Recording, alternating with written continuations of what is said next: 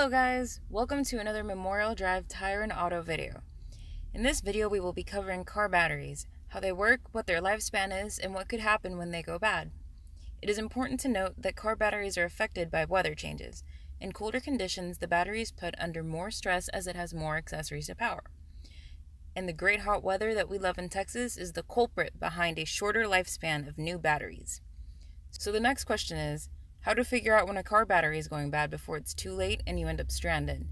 If your car doesn't start right away or there's a slow engine crank, it could be a battery issue. Listening to the radio for an extended period of time while parked or forgetting to turn the lights off are reasons your battery might die as well. There's also damage that you might not see within the batteries. Batteries have lead plates within them, and if they should break and touch, it could cause a small explosion. However, this type of damage should not occur unless you have been in a small car accident or collision. Hopefully I've answered some of the questions and eased your mind on some of the concerns about your car battery. As always, thanks for watching, guys.